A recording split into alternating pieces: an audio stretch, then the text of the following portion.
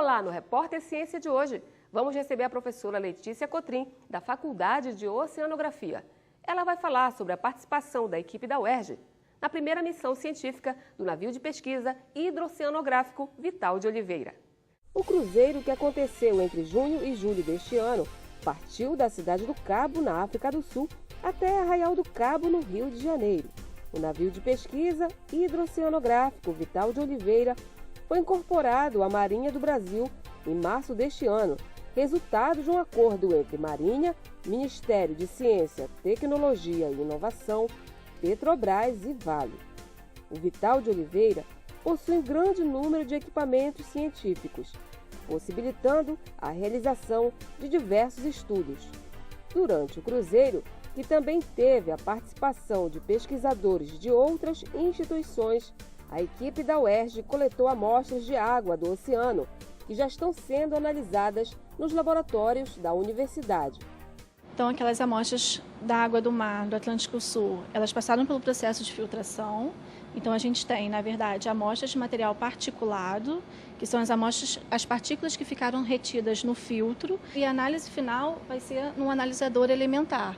Esse analisador elementar daqui vai nos dar um cromatograma, ou seja, ele vai nos dar a quantidade de cada elemento que nós estamos interessados. No caso aqui, o nitrogênio e o carbono orgânico. A água que passa pelo filtro, nós vamos também fazer essas análises orgânicas.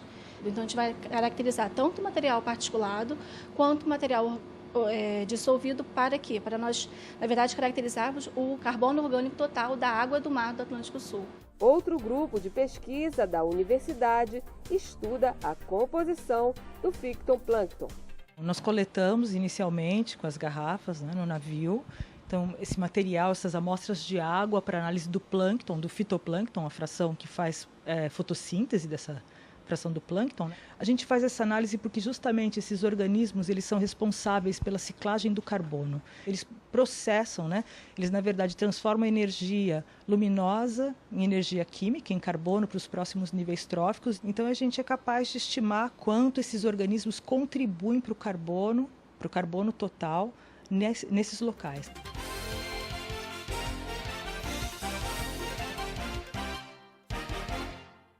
Quando esse projeto começou? Em março desse ano teve uma chamada do MCTI para propostas para ocupar, é o jargão, ocupar o navio nessa travessia África-Brasil. O navio ia chegar no Brasil, eles quiseram aproveitar, já que é um navio de pesquisa, para já vir numa parte trabalhando com pesquisa. E no meio da proposta que foi apresentada, a gente foi convidado a participar, o líder vamos dizer assim, a cabeça científica principal é o professor Carlos Garcia, da FURG, Universidade Federal de Rio Grande, e convidou a gente, já que a gente tem outras parcerias mais antigas com a FURG, em outros projetos de oceanografia também, e a gente foi convidado para integrar o projeto. E o projeto foi aprovado, e então a gente mandou a nossa equipe. Queria que você falasse desses vórtices de agulhas, que eu li na matéria no site da UERJ, que vocês pesquisam esses vórtices. O que seriam? Se a gente olhar o mapa de circulação geral da superfície dos oceanos, a água não é parada, a água se move, assim como a gente tem vento, a gente tem grandes correntes marinhas, a água se move na superfície. Do lado de Moçambique, o lado do Oceano Índico, da África, a gente tem uma corrente muito, muito forte de água que desce o continente africano, desce ali em Moçambique, chegando na África do Sul. Quando chega na pontinha da África, por causa da circulação do Oceano Atlântico e por causa dos ventos que vêm de oeste, essa corrente faz uma curva. Ela volta para o Oceano Índico.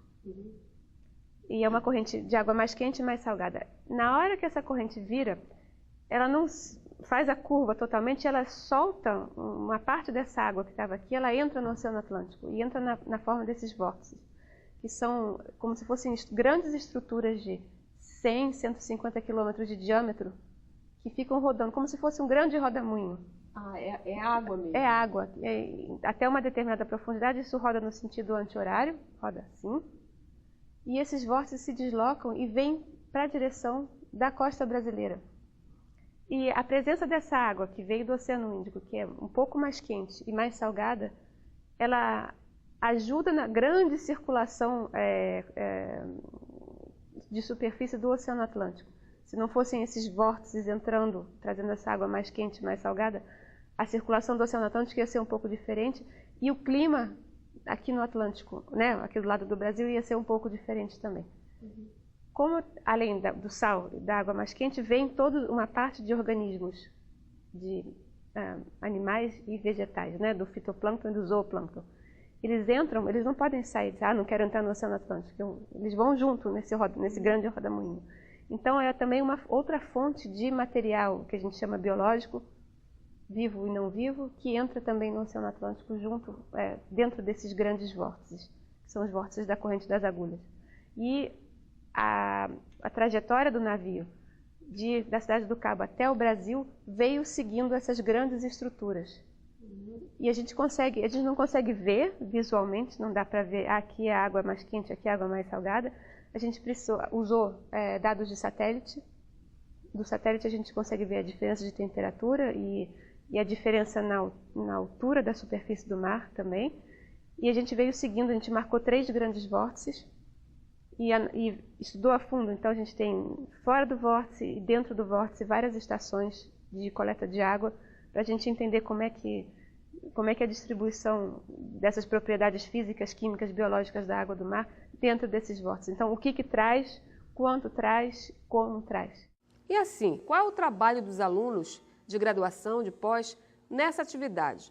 Os alunos que embarcaram, da UERJ, né, da faculdade, ficaram sob a coordenação da professora Luana Pinho, e todo mundo trabalhou para ajudar a mostrar, a coletar a água, e também a gente chama de pré-processar esse material, essas amostras de água, dentro dos laboratórios do navio.